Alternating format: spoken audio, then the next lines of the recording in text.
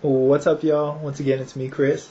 I'm here with my long overdue Pavlik Hopkins Afterthoughts, and I also wanted to talk about the Lucian Bute, whatever his name is, Andrade fight, and there's a bunch of things I wanted to talk about in regards to boxing, so I might have to make this in two videos.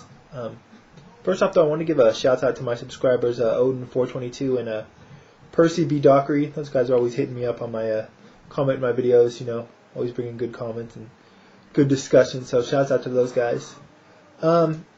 First off, Pavlik Hopkins. So, pretty much, what can I say at this point that hasn't already been said? Everyone's seen the fight by now. I just barely saw it because I didn't order on pay-per-view, and I saw it over the weekend on HBO. Hopkins won bell to bell, obviously.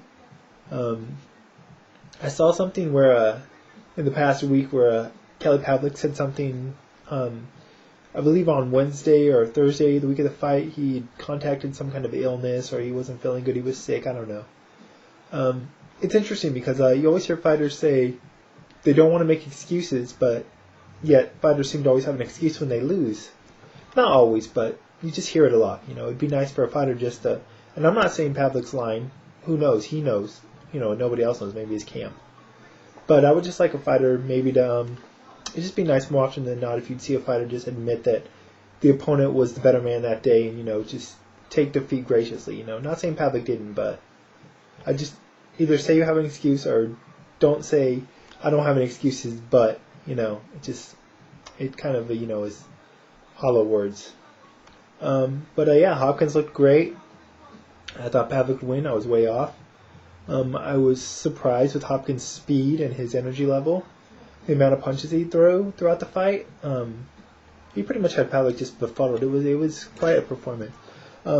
People are saying it's better than his fight against, or more impressive than his performance against Trinidad. I disagree, only in the fact that I know they're saying this based on age mostly, but I think Trinidad was more proven than Pavlik at the time.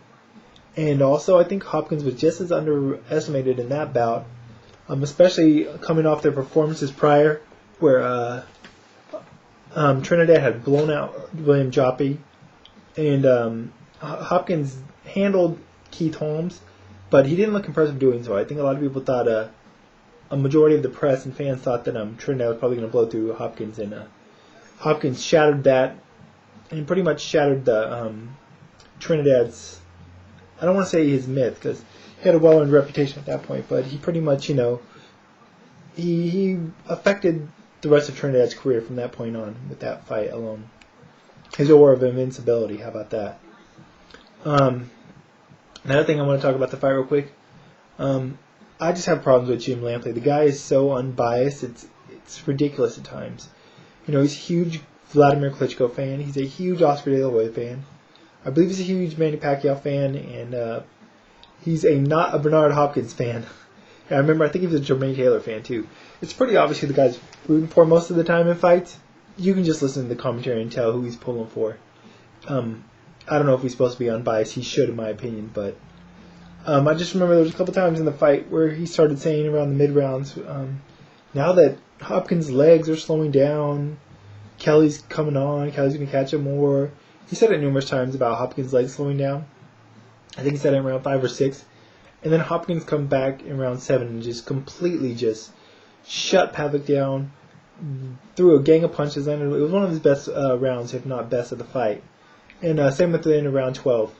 So I just thought it was funny because it contradicted what Lampley was trying to get across.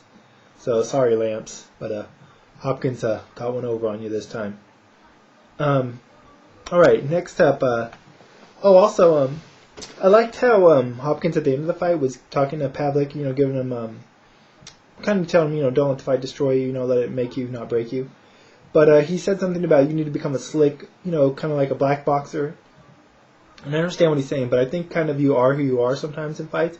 You can develop certain skills, but I don't think that Kelly Pavlik has the athleticism or the speed to really become a slick boxer. I don't see it. He kind of is who he is. He can develop better technique and skills, but I just don't think he can develop those type of what Hopkins was trying to get across to him. But you never know. but I just don't think he has the speed to really become a slick boxer, such as like a Hopkins or a Corey Spinks or someone of that nature. Next up, Hopkins. I know he wants Jones if Jones wins. I said I thought Jones would win that fight if Jones wins and they rematch, Hopkins and Jones, that is. After this fight, I'm not for sure. I have to see how Jones looks against Calzaghe before I would make any predictions. Moving on. Lucian Bute, or Bute as they kept saying his name on the broadcast, against Librado Andrade. I don't know if you guys got to see this fight. It was Friday night on Showtime. Bute was defending his title. He pretty much outboxed Andrade the whole fight, similar to Miguel Kessler did to Andrade, but not as effectively as Kessler was. But Andrade was just pressure him, similar to Margarito. Just kept coming and coming on, and then towards the end, he really had worn Bute down. He was very tired, and in the 12th round, Andrade knocked him down at the end of the fight. There was a lot of controversy. First off, I must say that Lucian Bute did get up before the count. Regardless of how the count went, when the referee went to the side and warned or told Andrade to get back in his corner and whatnot, it was just ridiculous. It was uncalled for. His explanations afterwards just don't cut it either, saying, "Oh, I have to make sure that the fighter's in the neutral corner.